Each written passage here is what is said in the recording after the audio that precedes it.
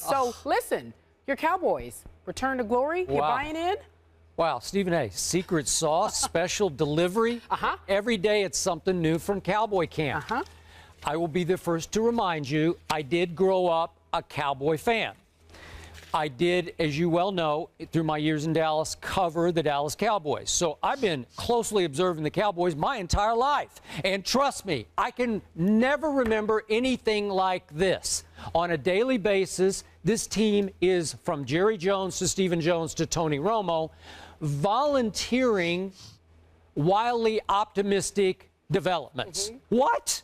The Dallas Cowboys, who usually are forced to downplay because they're usually victims of runaway hype, because they're usually victims of expectations that go through what used to be the hole in the roof at Old Texas Stadium, mostly generate from their fans.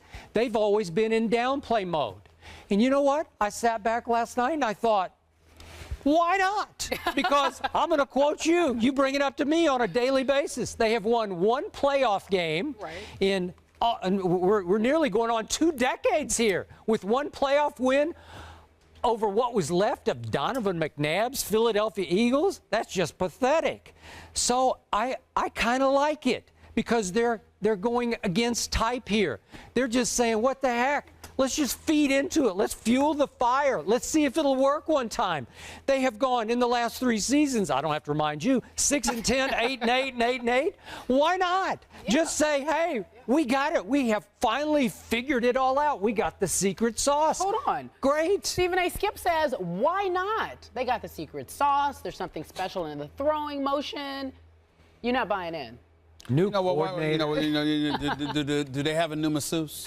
They might. Do they have a if new? They don't. They should get one today. They have a new salon parlor, something where they give you special pedicures and manicures too. Yes. I mean, do they go to a special barber shop where their haircuts are just a bit sharper and more pristine and precise than the average barber shop? I mean, just stop it. This is so nauseating. It makes me want to throw up. It really, really gets on my nerves because this is it. You know what? I have done arguing the fight about them being America's team. This is why. We're not relevant yet. We haven't been to the playoffs in 3 years. We've got 1 or 2 playoff victories in the last 17 years. No Super Bowl championship to speak of since the mid-90s. But it's all right because we're still just as relevant, if not more so, than everybody else because we are the ultimate hype machine. God bless him. See, I'm not knocking Jerry Jones because he's a businessman. I get it. I'm not knocking their PR department. They're just doing their job.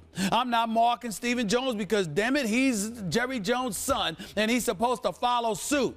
But at some point in time, we have to get about and be about the business of talking about what the Dallas Cowboys do on the football field. You got DeMarco Murray coming up here, imitating Mark McGuire. Doesn't even know that he's pleading the fifth with everything he's saying. We're not here to talk about the past. We're moving forward. Really, really. And then all of a sudden, we're looking at this team, and what are we talking about here? It doesn't make any sense. Hey, but wait a second. It doesn't make any sense. You're blasting DeMarco for coming in and doing the usual. Oh, we're going to take it one game at a time. First of all, I'm not blasting them, but the point is that you came up in here and you had nothing to say about what transpired last year. Now they're having lots to say. No, they're not. No, they're not. They're not saying anything. They're saying we figured it out. We figured it out. What are they going to do, Skip? They're going to come to us next with a recipe for lasagna, and we're going to sit there and talk about that too? This is the kind of stuff. Let me tell you something right now. That is not an engagement in hyperbole. The Dallas Cowboys could very well do that. They could literally make news by saying, we got a new recipe for lasagna. And then they'll go like this. Well, they're pregame meals. It's made a load of difference. It's made a world of difference. I mean, anything when it comes to them. It's ridiculous. Okay, but seriously, at the end of the day. Can you blame them for trying something new? No. And I'm going to tell you, listen, I can't blame them for it, but it still highlights and illuminates and underscores how pathetic they are. Let me break down this roster to you. DeMarco Murray is no scrub. he doesn't have any future in television, no doubt about that, but he can certainly run the football when healthy. I like him. He can play, okay? But let's be clear. You got DeMarco Murray, whether it's him or Joseph Randle, who you just drafted. You got Miles Austin and Des Bryant. Des Bryant is a bad somebody. He may not be the bad man that Aaron Rodgers is, but he's a bad somebody. You know, Jason Wynn, he's not bad. We know what a big-time tight end he is. Pro Bowl. We know what a big-time tight end he is, okay? Your defense, you got some issues at your secondary, Miles Austin, but you're supposed to sit there. I understand Miles Austin, Des Bryant, Jason Witten. We get it. Yep. The point is, everywhere you turn with your new $55 million quarterback, who, by the way, now that you paid him, now he's going to come to the film room and stay a little bit longer. Now he's going to stay to practice. He's going to be the first to practice and the last to leave. Now he's going to put forth the due diligence. After I paid him. You didn't find this out before you paid him. You paid him first. After he has been the quarterback the 7 full seasons with 1 playoff victory to show for it. This is just, the pathetic state of affairs that exists with these boys are so riveting. I cannot believe that we sit here and we still find a way to allow them to make news. But I give them credit because they're the Dallas Cowboys. And somehow, some way, because of the star on the helmet. And by the way, I have no problems with the Dallas Cowboy cheerleaders. You have a problem with them? I have none whatsoever. They deserve the stars. But that's about it. Do you that's about it. What Romo's news that he broke yesterday, how it will play in Cowboy Nation? I figured out my delivery. People will go crazy. This is it. This is the year. Yeah. They are feeding what is usually a bonfire. Well, I'm just telling you, this is a new deal. Romo's always Mr. Poor Mouth. Oh, we'll do the best we can. We'll take it one game at a time. Nope. This is a new deal, and I'm okay. Now, do I think he'll break your heart when you least expect it? Yes, I do. Do I trust them? No, I've seen Tony Romo flick the ball down the field on many, many occasions where it looked really, really good. So him improving on it, fine. Yeah. But that doesn't make you immune to the mistakes you will inevitabely make. Well, and that of the Cowboys. He didn't want to get into it right now. I don't want to. I'm saving it. I want to get into it. You know, it's all. Jerry Jones has contaminated all of them. They are all hype machines. That's what they are. I'm not saying they can't play. I'm saying they should have produced better because they can play. Are you leaning toward this being a playoff team? I think the Dallas Cowboys should easily make the playoffs. I think they should battle the Redskins for the division crown. I think they should battle everybody in the NFC, including Atlanta, New Orleans, Seattle, San Francisco.